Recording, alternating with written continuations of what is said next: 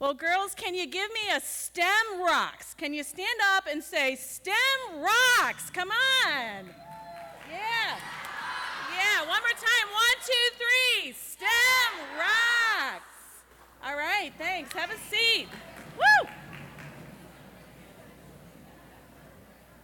You guys are going to have an amazing day, and we're going to start the day off with an amazing activity and presentation from Emily Calandrelli, also known as the Space Gal.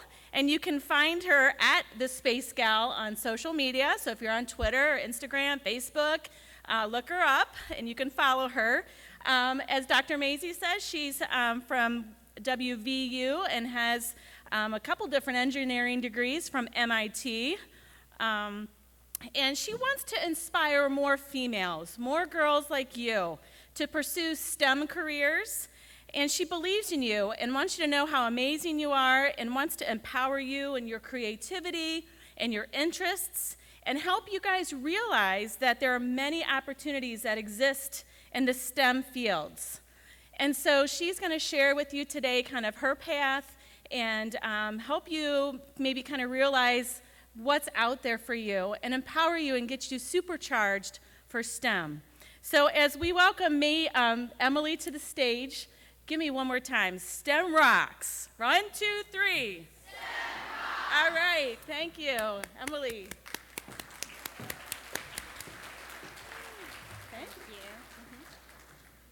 Hi, everyone. So my name is Emily Calandrelli, and I want to be the first to really welcome you here today because I know you guys are in for a really fun, really creative day where you're going to learn a lot, and I think you're going to meet some new people and make some new friends because above all, STEM is social, science is social. You can't really do it by yourself. You need other people to help you too. So keep that in mind as you attack the day. But this morning I want to talk a little bit about why I like science and technology and how I got to where I am today. So today I am a host of an outer space TV show on Fox called Exploration Outer Space, and I really love my job. And I'm sure part of that is because I really love being on TV, but a bigger part of that is that I love science. I love learning about science, and I love learning about how the universe works. So today I want to encourage you all to also consider pursuing a STEM career. Now, when I say a career in STEM, I'm not talking about the job that you're going to have 20 years from now. That's way too far in the future. But yeah, so I'm not talking about the career you're going to have 20 years from now. That's way too far in the future. Because when I was your age, teachers tried to get me interested in STEM by talking about, wow, the job you're going to have, you're going to be able to invent the next iPhone or the next Facebook, and you're going to be able to be part of this technological wave of the future, and you're going to make a lot of money doing it. And that can also be true, but that's not why I chose to do STEM. That's not why I got into STEM. STEM is because, I like STEM because of the opportunities and the adventures that you have as a student pursuing STEM. So that's what I want to talk about today, the opportunities, the adventures that you can have with you and your friends as a student if you pursue STEM. So let's take a step back, and I want to talk about the kind of student I was when I was your age. This is a little bit younger than you, but when I was your age, and I think this is the same for a lot of schools, there was a group of smart kids at my high school, and I was not one of those kids. So I don't know if you feel like you might be one of those kids, but I know that I sure did. Can you hear me? Ooh, nice. So I didn't think that STEM was for me because I wasn't one of the smart kids. I thought STEM was for smart kids. And not only that, but I didn't come from a family of scientists or engineers. Neither of my parents were in STEM. They weren't scientists or engineers. I didn't have older brothers or sisters that were in STEM. So I had this false impression that I wasn't the type of student that could do STEM, that would be good at STEM. But that's not true. The great thing about science is that you don't need to be the smartest kid in the room to do science, to enjoy science. But that's the impression that I had when I was a student. And I know other people thought this way too. I remember this one time in high school, I was in calculus class. And this class was came the week after we had just had a really, really hard exam, a really hard test. And I remember it was really hard because I remember studying a lot for it. And in our class, I don't know how you guys get tests back, but the way that we got tests back in high school was pretty brutal. They would pass our tests back to the kid at the front of the row, and then if it wasn't their test, they'd pass it back to the student behind them, and that student would pass it to the student behind them until it got to the owner of the test. Well, on the test, we had our names written on the front and our grades written in red ink on the test. So everybody knew what everybody else got, which could be really embarrassing. But this particular test, I had studied a lot for it, and I got 100% on the test. But the kid in the front row that got my test, he looks at it and he goes, "Emily got an A? How was that possible?" And passed my test back with disgust.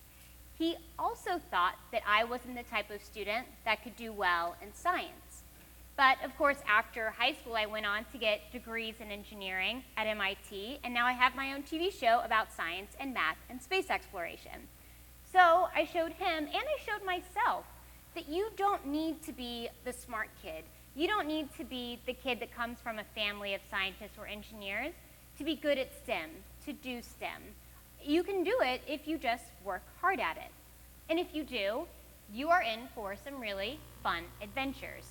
So after I went to high school, I went to college, and I wanted to do engineering in college because the teachers told me that you could make a lot of money doing engineering, and it involved math, and I liked math, so that was a natural transition for me. But I didn't know what type of engineering to do because there's lots of different ways you can go. There's mechanical engineering, aerospace engineering, petroleum engineering, civil engineering, computer engineering, so many different things to follow. Well, I remember walking through my engineering college down one of the hallways on one of those freshman tours that they do to show you everything that they have. And I remember looking up at the wall and seeing a poster of somebody floating in zero gravity like this that said, "Do your homework weightless, join the microgravity research team." And I was like, what is this? This looks awesome. And a teacher told me that this was actually a class that you could take for credit. It was a class that was free to students. And what it was is you would do an experiment. You would design an experiment throughout the year that you would perform in zero gravity conditions. At the end of the year, you would take this experiment to NASA's Vomit Comet. Now, has anyone here heard of NASA's Vomit Comet? Raise your hands if you've heard of it.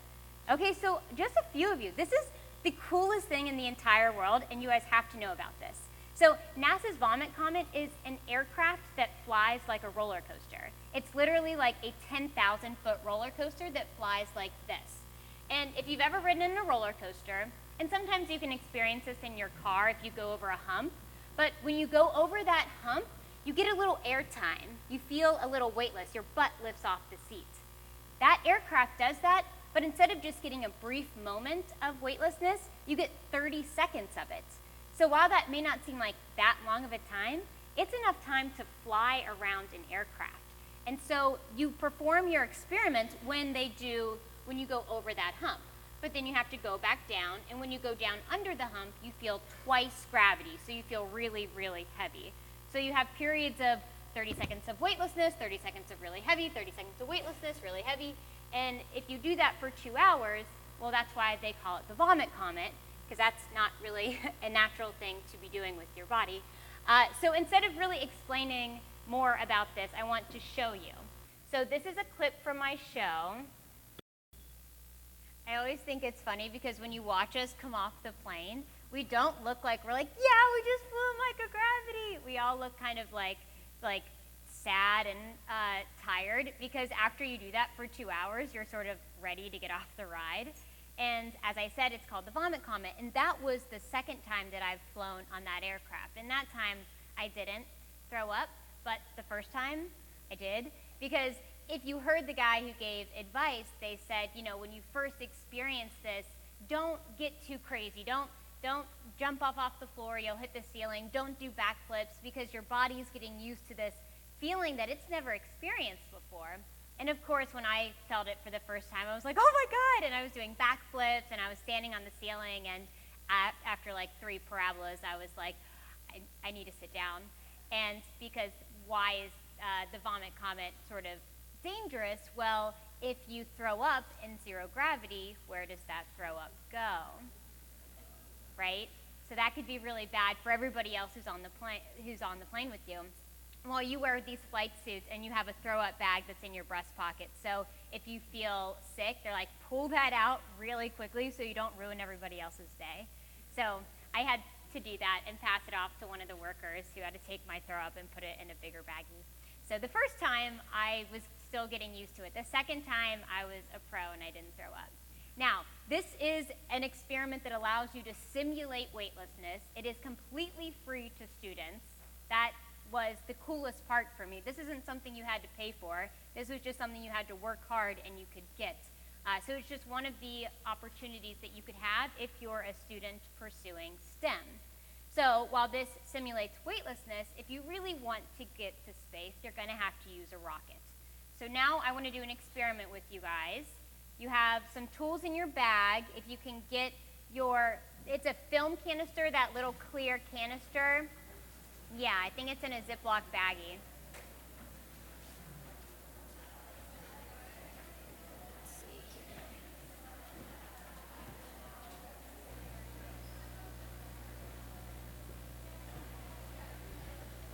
Okay, so this is going to be a little chaotic, but try to get all your materials out, and when you have them out, kind of look back up here for directions. I have it on the screen here, but what we're going to create is a film canister rocket. You guys may have seen these before, you may have created them before, but you have a film canister with water in it, and you have an Alka-Seltzer tab. And I think that's it. It's a pretty basic experiment. Okay, so the first step, what you guys want to do is take the lid off. Step one. Pretty simple. And this, I think maybe what you guys want to do now is stand up. Maybe move your chairs back from the table, because this is going to be something that's going to happen like fairly quickly, and you're going to want to not be in front of it.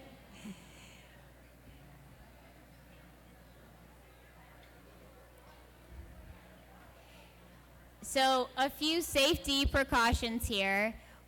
When you do light this rocket, don't put your face over the rocket. Right? That's pretty obvious. Don't do that. Okay, so are we ready? Raise your hand if you're ready. Nice. Okay. So, you already have water. Does everybody have water in their film canister? Raise your hand if you have water in your film canister. Raise your hand if you don't have water in your film canister. Those people need water. Okay. So that's basically part of the fuel for your rocket. The other very crucial part of the fuel for your rocket is that Alka-Seltzer tablet. And what's going to happen is it's going to have a chemical reaction with the water. It's going to start fizzing. What it's doing there is creating a lot of carbon dioxide bubbles. And that wouldn't really do much if you didn't have the lid on. But if you keep the lid on, it's going to create a pressurized capsule in that film canister. And the pressure is going to build, and it's going to build, and it's going to build, and eventually that film canister is going to want to explode. But it's not really going to explode. It's going to direct that force downward because you're going to put the cap on top, and then when you put the cap on top, you're going to flip it over because you want that rocket to explode in the direction you want it to explode in. You want it to explode downward so that that force will shoot the rocket up. Okay, so go ahead. You're gonna, as soon as you put the Alka-Seltzer in, you're gonna wanna put that cap on and flip it over. So really quickly, put the Alka-Seltzer in, flip the cap over, and step back. Step back from the table once you do that. It's gonna take like 15 to 30 seconds for the pressure to build. So right now the pressure is building, and it's building, and it's building. Whoa!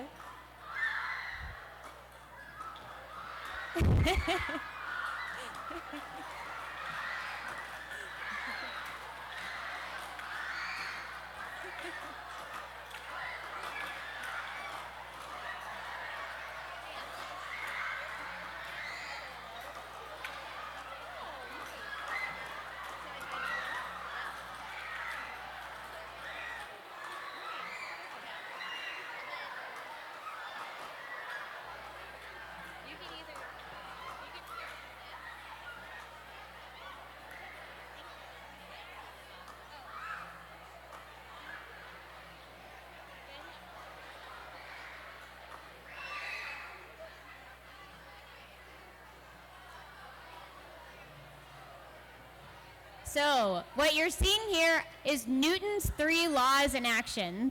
So one of those laws is for every action, there's an equal and opposite reaction. And this is very basic, but this is exactly how rocket science works. When you're throwing hot gas out the bottom of a rocket, that hot gas is going to propel the rocket upward. So if you wanted to create a bigger rocket with this film canister, you would need more powerful fuel than Alka-Seltzer and water. So we know what was going on there, right? There was pressure building inside that capsule, and then it needed somewhere to release that pressure. And because you have the cap on the other end, that was the easiest point for that pressure to release. And that pushes the rocket upwards. And some of them actually went all the way to the ceiling. That was awesome. So I want to explain the science behind what's happening, because it's always important to question why things happen. Science is the language of nature. Science is the way that we understand what nature is telling us. And if you didn't understand that language, if you weren't fluent in science, a lot of what happens around us would seem like magic. I mean, think of like virtual reality or 3D holograms, even your iPad. If you showed your iPhone or your iPad to someone who lived 200 years ago, they would think that you were a witch and they would lock you up because they think you're really dangerous and really powerful. But today, we know the science behind what's happening. Now, take the Northern Lights, for example. So the Northern Lights, this is something that you can see in the north, in Alaska. You can also see these in the south. We just hear them called the Northern Lights because there's more people living in the north that witness them. But this is also called the Aurora Borealis. Aurora is the Roman god of the dawn. Borealis is the Latin name for north. In the south, they're called Aurora Australis. Australis is the Latin name for south. And these are beautiful displays of science. But can you imagine if you didn't have Facebook, if you had never seen these before, you certainly didn't know the science behind them, and you saw them for the first time, you would be terrified. I mean, this is crazy lights that are flashing through the sky. You would think that the gods were trying to tell you something. Well, that's exactly what the ancient explorers thought. Early Eskimos thought that this was an evil being. They would carry knives with them when the lights would come out to protect themselves. Other early Alaskan explorers thought that these were the spirits of the animals that they had hunted. They thought it was a divine being. They would never dare look at it or speak at it for fear that they would insult it. And then every once in a while, the Aurora Borealis turns red, hues of red. And when this happens, well, it's very scary because this is when they thought the gods were warning them that war was coming. And that's because they didn't understand the science behind it. And also they didn't have Wikipedia to look it up. But now we know the science behind the aurora. The Aurora Borealis are beautiful displays of science that happen because of solar activity. Solar flares, charged particles that come 90 million miles all the way to the sun and interact with our upper atmosphere. We see different colors in the aurora because we have different elements in our atmosphere, mostly nitrogen and oxygen. So what's happening is we have charged particles that are thrown out from the sun, travel 90 million miles, and they hit Earth's magnetic field. The magnetic field directs those particles to our north and our south poles, and those charged particles, they excite the nitrogen and the oxygen molecules. And then once those nitrogen and oxygen molecules go back to their normal state, they release energy. They release photons, little bursts of energy in the form of light. So that's what you're seeing here. You're seeing the nitrogen and the oxygen molecules being excited by solar activity and then going back to their normal state. Solar flares can actually be very harmful to satellites, and you can imagine that that would be very dangerous because the GPS, we don't just have them in our phones. We have them on airplanes. We have them on ships. We use them for the military. If GPS went out and these people didn't know where they were, didn't know where they were going, that could be very dangerous. And what happens is the solar particles can fry these electronics. So NASA wants to make sure they're speaking with the people who operate these satellites. They want to keep a watchful eye on the sun and the solar activity, the solar weather that's happening that day to protect those satellites. And then sometimes solar flares can turn into really, really big ones called coronal mass ejections. Now, these are huge, huge rare events that send lots of charged particles our way. And like I said, they don't always hit the Earth because the sun is really big and the Earth is really small. And so there's many different directions for these coronal mass ejections to go that wouldn't hit Earth. But it's a very real possibility that one could hit Earth. And if that happens, well, it would make its way all the way to the surface and add current to our power lines, blow our transformers, and cause blackouts all around the world. Now, that's a really rare possibility, but it's definitely something that could happen, which is why it's important that NASA has a satellite that's watching the sun 24/7 so we know what it's doing. Another really interesting side effect that scientists noted had something to do with homing pigeons. Now, homing pigeons, or messenger pigeons, are a really interesting animal. These guys are really fascinating. So you can take this animal to a place 1,000 miles away from its home. So that's the distance from here to Orlando. You could take a homing pigeon from here, its home base, to Orlando, or to a place that it's never been before, and it will find its way home by itself. It's almost kind of creepy how well it can do it. People used to use these to send messages, and today they use them for like international races. There's people that race homing pigeons. They bring them a few hundred miles away from a home base and see which homing pigeon can get back the fastest. But they noted something really interesting. 99% of the time they could always find their way back. But every once in a while, they would get lost. And scientists had no idea why. They weren't sure if they were sick that day or what was happening. But it also coincided with times where we had large solar flare activity events. Scientists now know that homing pigeons use Earth's magnetic field to navigate back home, to find out where they are on the Earth and know how to use that magnetic field to get back home. So when we have a solar flare, what that does, it creates a bit of an electromagnetic storm, and it distorts Earth's magnetic field a little bit, just a little bit, but enough that it confuses the homing pigeons, that their internal GPS is off, that their internal compass is off. And so this is why homing pigeons would get lost. So I find this really funny because people who race homing pigeons, they have to check the solar weather that day, kind of like you and I just check the regular weather channel, to see if it's like a good day to race homing pigeons.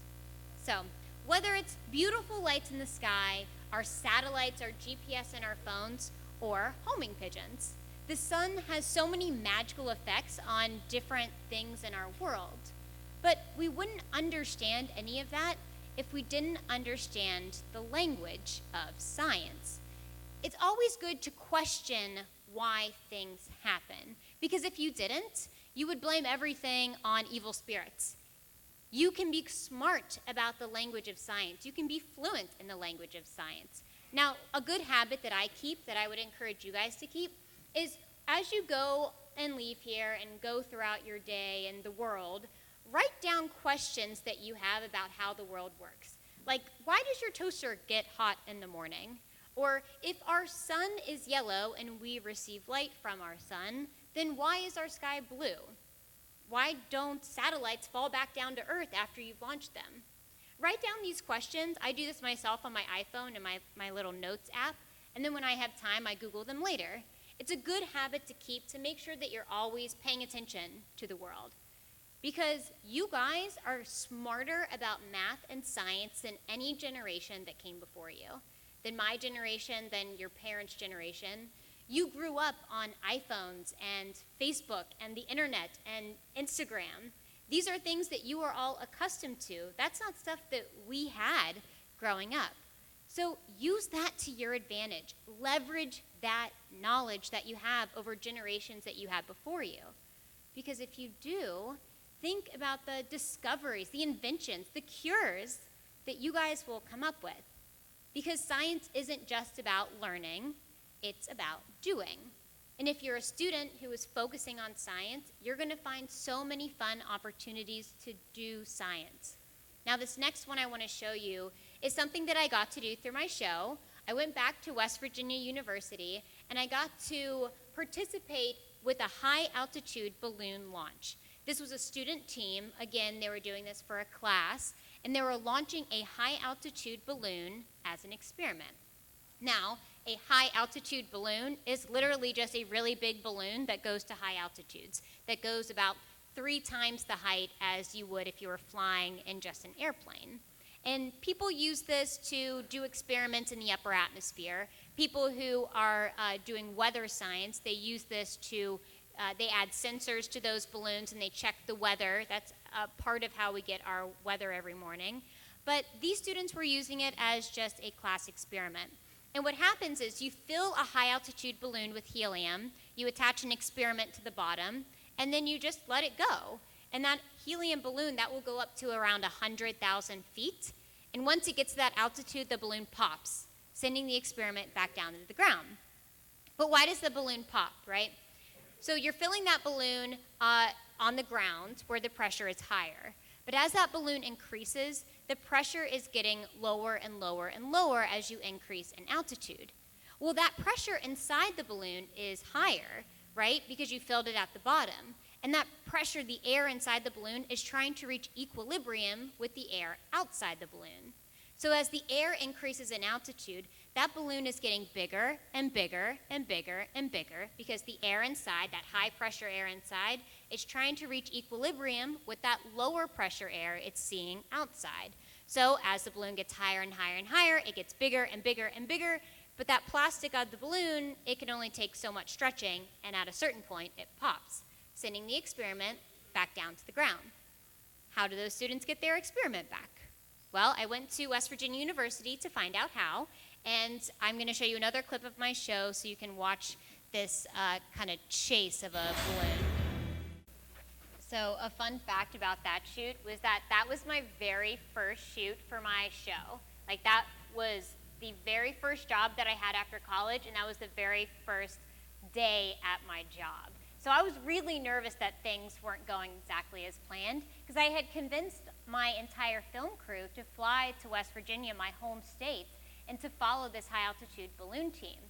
And as you saw, things weren't going exactly as planned. And if you watch the whole show, you'll also see that when we first filled up the balloon, it was a really windy day. So the first balloon we filled up it started spinning because of the wind. Well, that created a knot in the balloon, and as we were filling it up, the pressure couldn't get into the balloon, and it caused the balloon to pop. And so our very first balloon popped, and they only had enough helium for one more balloon.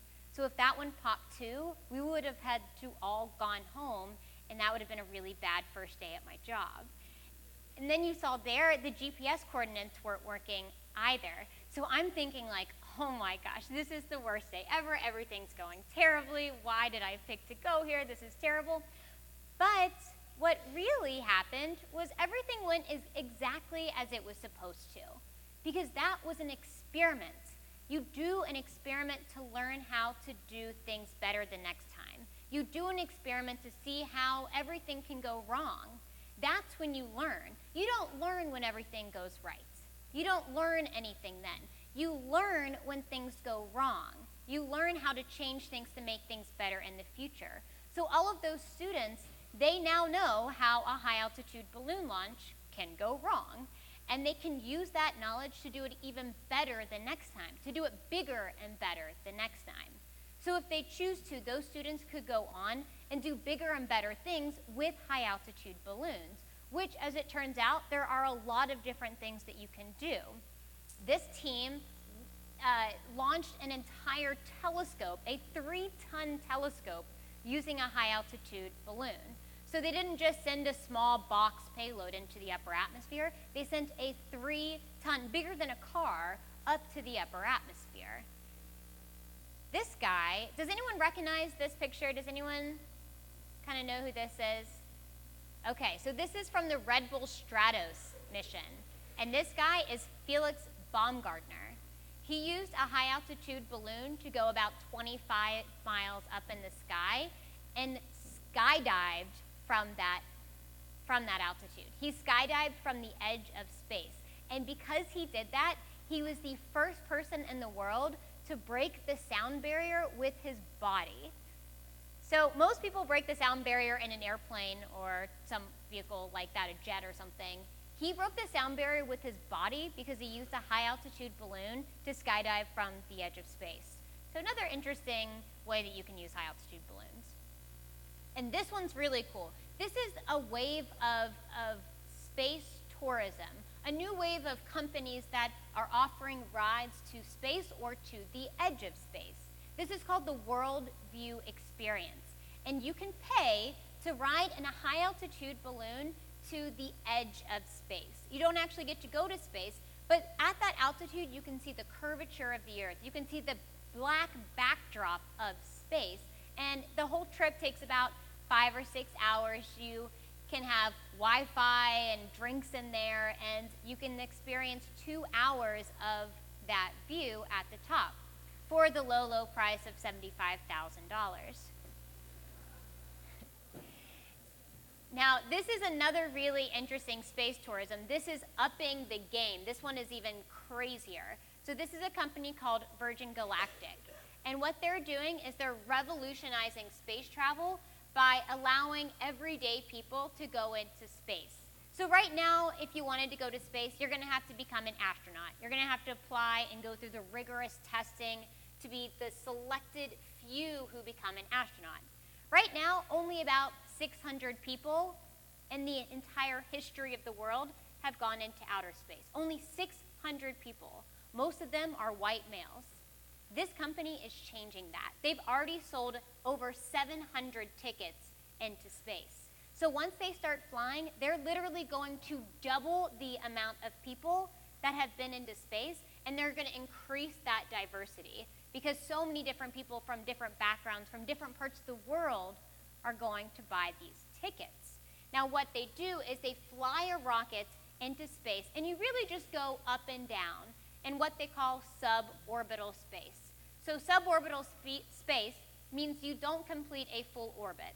Orbital space means you go up and you complete an orbit around the Earth. Suborbital space means you go into space and you come back down.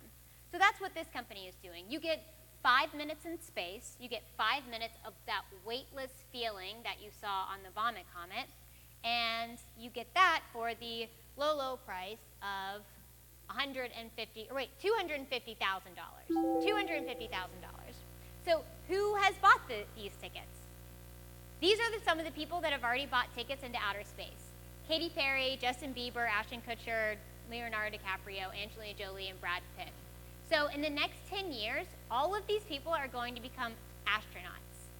That is crazy, right? I don't know if that's a good thing or a bad thing, because right now only rich people can afford to go into space, but that's the world we live in, guys. Justin Bieber is going to become an astronaut.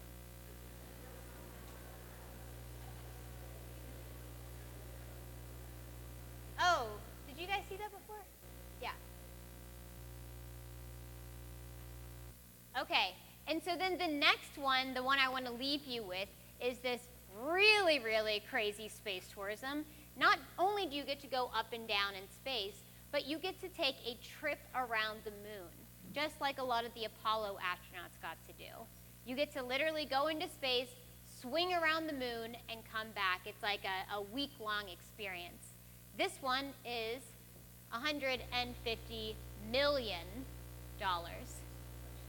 So maybe if you guys work really hard, one day you can buy a ticket around the moon.